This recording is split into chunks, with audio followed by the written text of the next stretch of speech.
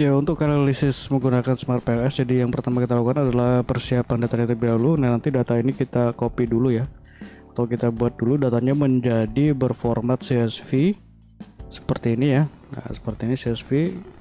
Jadi nanti data tersebut yang akan kita masukkan ke dalam aplikasi Smart PLS.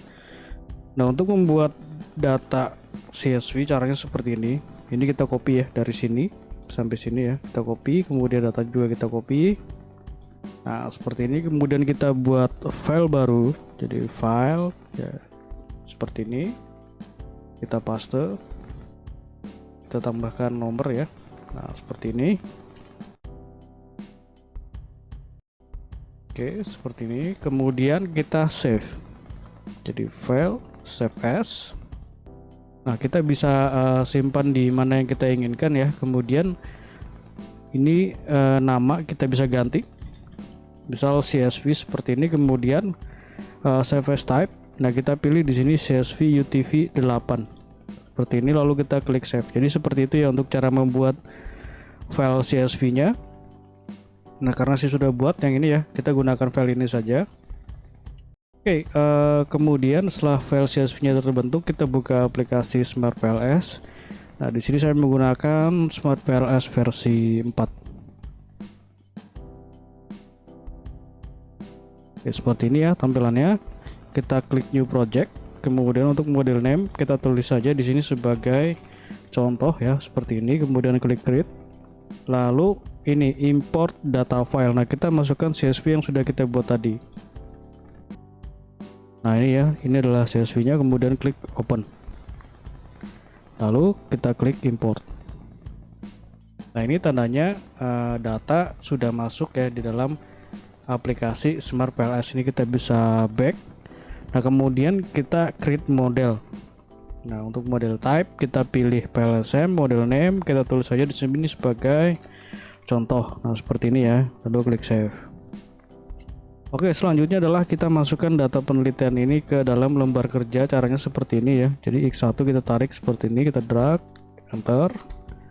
X2 seperti itu ya.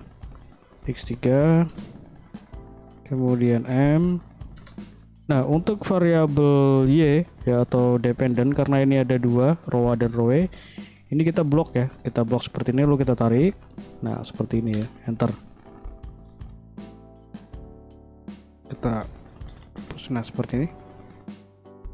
Nah, lalu kita susun berdasarkan judul penelitian ya atau hipotesisnya seperti ini.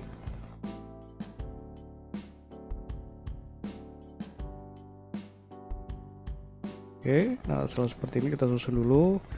Lalu kita hubungkan dengan ini ya, menu connect. Nah, ini kita tarik garis dari X1 ke ini ya, ke independent, ke dependent, ke dependent, X3 ke dependent. Kemudian untuk pengaruh moderasi ya, karena di sini menggunakan moderasi. Jadi dari variabel moderasi ini kita tarik garis ke sini ya. Nah, kita tarik garis dari antara X1 ke Y, X2 ke Y, dan X3 ke Y. Seperti ini ya. Nah, seperti ini. Nah, selanjutnya bisa kita save. Oke, setelah ini kita buat analisis. Jadi karena ini adalah data sekunder ya, jadi analisisnya itu nanti langsung ke inner model ya, karena di bagian outer model itu adalah validitas dan reliabilitas. Jadi untuk data yang seperti ini tuh tidak bisa diuji validitas dan reliabilitasnya. Nah, untuk pengujian inner model ya, caranya seperti ini. Klik calculate, kemudian PLS algorithm, lalu start calculation. Nah, seperti ini ya hasilnya. Jadi kita langsung ke bagian ini, collinearity assessment atau uji multi-collinearitas. Nah, kita lihat di sini ya. Nah, di collinearity statistic fifth. Kemudian kita pilih yang ini, inner modelist. Nah, ini ya. Nah, jadi untuk nilai fifth ini harus di bawah 5 ya. Jadi di sini bisa diketahui semuanya di bawah 5, artinya pada variabel penelitian ini tidak terjadi masalah multi-collinearitas ya. Oke, selanjutnya adalah coefficient of determination atau R square. Kita lihat dari sini ya. Nah, ini R square ya. Jadi R square ini menunjukkan besaran pengaruh variabel independen terhadap dependen secara sama-sama atau secara simultan. Nah, di sini dapat diketahui ya nilainya adalah 0,831, artinya adalah variabel x1, x2, x3 dan m mempengaruhi sebesar 83,1%. Kemudian efek size atau f square ya, kita lihat di sini. Nah, ini f square. Nah, kita lihat yang list ya. Nah, seperti ini. Jadi untuk f square ini nilainya sama ya dengan r, namun untuk f ini secara parsial atau secara individu. Jadi x1 ke y, x2 ke y, dan seterusnya.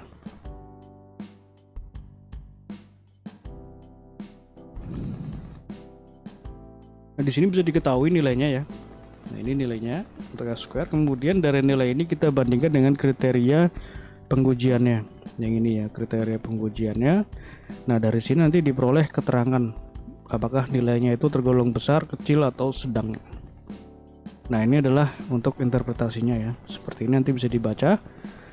Dan selanjutnya yang terakhir adalah uji hipotesis penelitian. Nah, ini menggunakan sebelum itu kita ke sini dulu ya, ke predictive relevance atau Q kuadrat.